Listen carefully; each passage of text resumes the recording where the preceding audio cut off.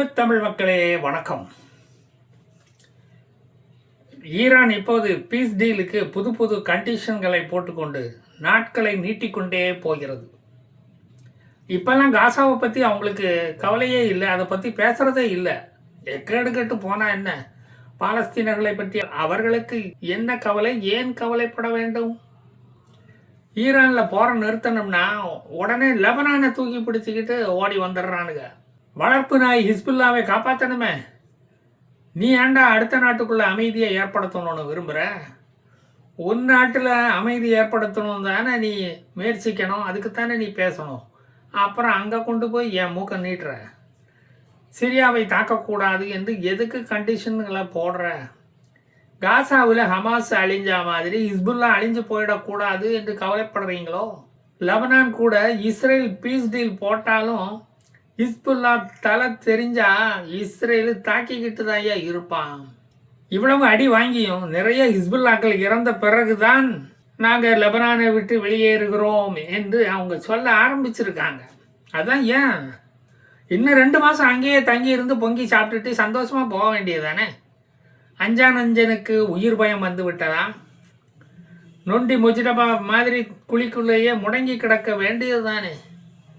இஸ்லாமிய பாப்புலேஷனை குறைக்க வேண்டும் என்ற கோமனியின் அஜெண்டாவை இப்படி அர்ஜெண்டா பாதியில் போட்டுக்கிட்டு போகிறீங்களே, அது எப்படிப்பா நியாயமாகும்? சாக தயாராக இருக்கிறவனையும் சாக விட மாட்டீங்க போல இருக்க. உங்கள் நாட்டு மக்கள் சாவறதை பற்றி நீ கவலைப்படலை, லெபனான் நாட்டு மக்கள் சாகிறாங்களே என்று நீலி கண்ணீர் வடிக்கிறியே. உங்கள் நாட்டில் தான் நீலி கேரக்டரே கிடையாது, முதல்ல கண்ணீர் வடிக்கிறீங்களே.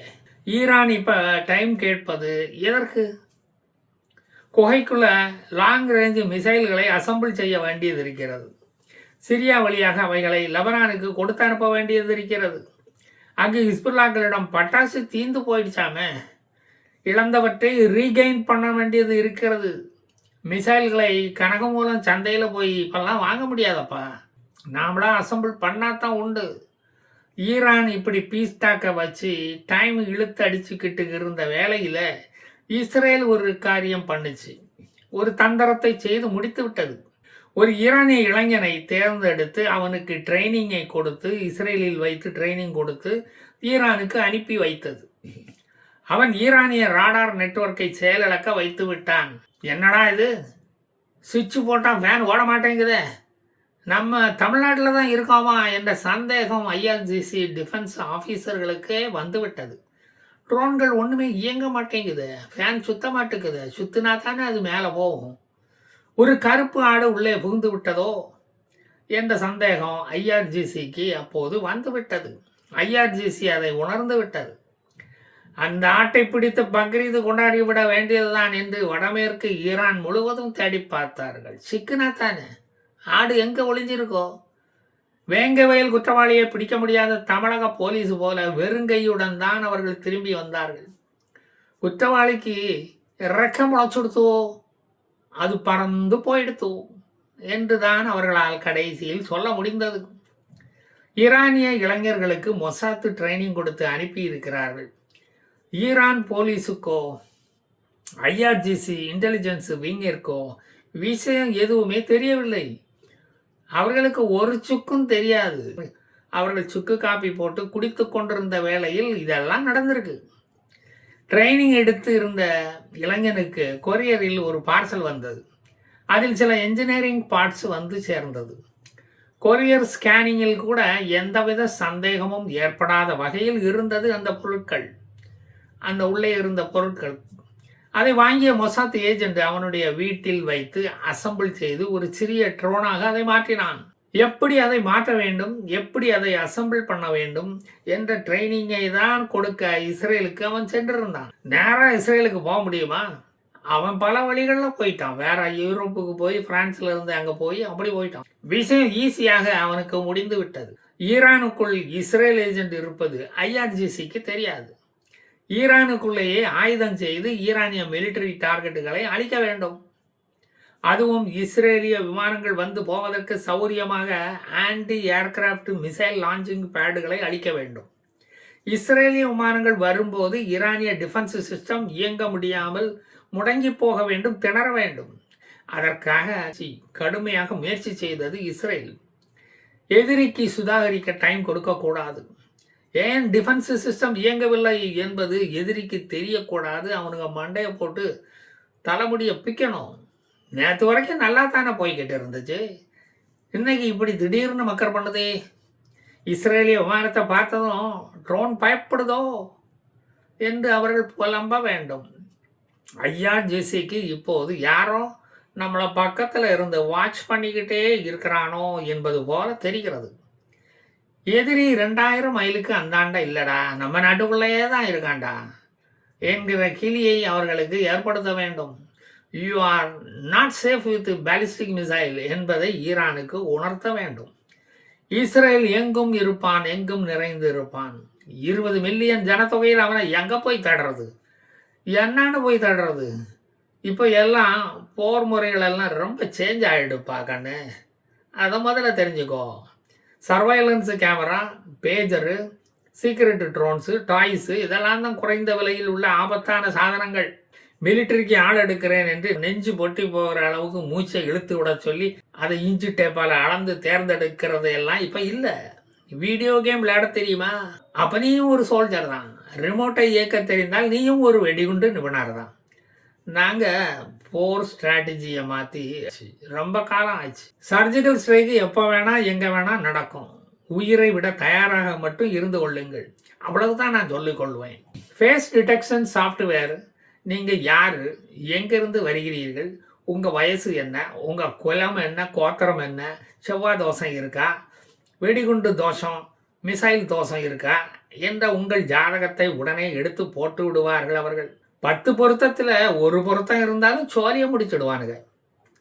இந்த காலத்தில் சீக்ரெட் அட்டாக்கு எப்படி நடத்துவது என்ற ஒரு சூத்திரம் மொசாத்துக்கு மட்டும்தாயா தெரியும். உங்கள் விரலையே எடுத்து உங்கள் கண்ணையே குத்தி போடுவான். ஜாக்கிரதை. தாக்குதலுக்கு இஸ்ரேல் தனது விமானங்களை மட்டும் நம்பி இருக்கவில்லை. ஈரானியன் வானத்தை பார்த்து கொண்டு இருக்கும்போது அவனது காலுக்கு கீழே குண்டு வெடிக்கும். அந்த ரகசியம் இஸ்ரேலுக்கு மட்டும்தான் தெரியும். ஈரான் செறிவூட்டப்பட்ட யுரேனியத்தை கொடுக்க மறுத்தால் அமெரிக்கா டேபிளில் இருக்கும் ஒப்பந்த பேப்பர்கள் காற்றில் பறக்கும். அது பறந்து போய் கோமனியின் டேபிளில் போய் விழும். அமெரிக்க நேவி, ஏர்ஃபோர்ஸ் படைகள் தனது ரிப்பேர் வேலைகளை உடனே தொடங்கிடுவாங்க. ஷெல் கம்பெனிகள் மூலமாக ட்ரோன்களின் பார்ட்ஸுகள் பல பேருக்கு கொரியரில் ஈரானுக்கு போய் சேர்ந்து விட்டது. ஏற்கனவே அது ட்ரோனாக அசம்பிள் செய்யப்பட்டு கார்களில் ஏற்றப்பட்டு விட்டது. ஐஆர்ஜிசியின் ஆயுத கிடங்குகள் எங்கெங்கு உள்ளன, ஐஆர்ஜிசியின் இராணுவ நிலைகள் எங்கெங்கு தயார் நிலையில் நிற்கின்றன, எத்தனை மணிக்கு அவைகளை தாக்க வேண்டும் என்பன போன்ற உத்தரவுகள் சீக்ரெட் கோடட் லாங்குவேஜ் மூலம் மெசேஜாக அனுப்பப்பட்டு விட்டது. அதை கேரி அவுட் செய்ய வேண்டியது தான் இனி பாக்கி. ஏன் இலக்குகளை தாக்காமல் இன்னும் வெயிட் பண்ணி கொண்டிருக்கிறார்கள் என்றால், எடுத்தேன் கவிழ்த்தேன் என்று எதையும் இஸ்ரேல் செய்யாது. ஆனால் தாக்குவதை மட்டும் துரிதமாக செய்யும். ட்ரம்பின் கண் அசைவிற்காக காத்து கொண்டிருக்கிறார்கள். யுரேனியம் ஒப்படைப்பு முடிவானால் தாக்குதல் நடக்காது அல்லது தள்ளி போகும். ரிமோட்டில் பேட்டரிகளை கலத்தி வைத்து இருக்கிறார்கள். சிக்னல் வந்ததும் பேட்டரிகள் போடப்படும். ட்ரோன் பறவைகள் பறந்து செல்லும். இராணுவ இலக்குகளை மட்டும்தான் அது தாக்கும். பொதுமக்களுக்கு எந்த சேதாரமும் ஏற்படாது. ஐஆர்ஜிசி ஈரானியர்களை பார்த்து பயப்படுவது இப்பெல்லாம் அதிகமாகிவிட்டது. எந்த புத்தில் எந்த பாம்பு இருக்குமோ என்று அவர்கள் புலம்புகிறார்கள். சிறுவர் சிறுமியர்களை வைத்து விளையாடி கொண்டிருக்கும் டாய்ஸ்கள் எந்நேரம் வேண்டுமானாலும் டெட்லி வெப்பனாக மாறலாம். இவ்வளவு போர்களுக்கு இடையேயும் இஸ்ரேலின் ஷிக்கல்ஸ் மதிப்பு டாலருக்கு எதிராக மதிப்பு இப்போது 60% இப்போது ஏறியுள்ளது. ஈரானிய ரியால் 115% கீழே இறங்கி போய்விட்டது. அதன பாதாளத்துக்கு போய்விட்டது. அது மொஜிடபா பதுங்கி இருக்கும் பதுங்கு குழிக்கு பக்கத்தில் போய் கதவை தட்டுகிறது. இப்போது ஈரானின் ஜிடிபி மீள முடியாத ஆழத்துக்கு சென்று விட்டது. அது ஹார்மோஸ் நீரில் மூழ்கி கிடக்கிறது. வாட்டர் மைன்ஸுகளுக்கு பக்கத்தில் போய் கிடக்கிறது. இன்னும் கொஞ்ச நாளில் குரூடாயில் எடுக்கும் போது அதனுடன் சேர்ந்து அது வெளியே வந்தாலும் வரலாம். எக்கனாமிக்கல் சாங்ஷன்ஸ் உள்ளப்ப கூட ஈரான் தனிப்பட்ட முயற்சியில் நல்லா வளர்ந்து வந்துக்கிட்டே இருந்தான். உலக நாடுகளின் கார் ஓட்டத்தை தன் கண்ட்ரோலில் வைத்திருந்தான். அத்துடன் கார்களையும் தயாரித்து உலகின் மிகப்பெரிய ஷாப்பிங் மாலையும் ஈரான் கட்டியிருந்தது. அண்டர் கிரவுண்ட் மெட்ரோ ரயில் பாதையை போட்டிருந்தது ஈரான். மிகப்பெரிய நகரங்களை ரயில் பாதையால் இணைத்திருந்தது. உலகின் 20% ஆயில் விற்பனையை கையில் வைத்துக்கொண்டு இத்தனையும் அது சாதித்திருந்தது. ஹார்முஸ் நீரிணையில் எந்த கப்பலும் ஃப்ரீயாக வந்து ஆயிலை ஏற்றிச் செல்லலாம் என்று டோல் ஃப்ரீ கேட்டை போட்டிருந்தது ஈரான். இன்று அத்தனையும் தலைகீழாக மாறிவிட்டது. நீரிணை என்னோடது என்று வேண்டுமானால் சொல்லிக் கொள்ளலாமே தவிர ஈரானிய கப்பலை அங்கு ஓட்ட முடியாது. இஸ்லாமிய அரபு தேசங்கள் உனக்கு ஆதரவாக இல்லையே, நீ அழிந்தால்தான் இந்த உலகம் உருப்படும் என்று அவைகள் நினைக்கின்றன. கடைசியில் குளத்தூரா மாதிரி செய்வதறியாது முழிக்கிற முறங்குற. இன்னும் 5 வருஷமா இல்லை 10 வருஷமா என்றும் தெரியாமல் முழிச்சுக்கிட்டு இருக்க. இப்படி பற்ற வச்சிட்டியே பரட்ட. நான் மீண்டும் வருவேன், மீதியை வந்து சொல்லுவேன். Jai Hind. Blessed are the poor in spirit, for theirs is the kingdom of heaven. Blessed are the pure in heart, for they shall see God.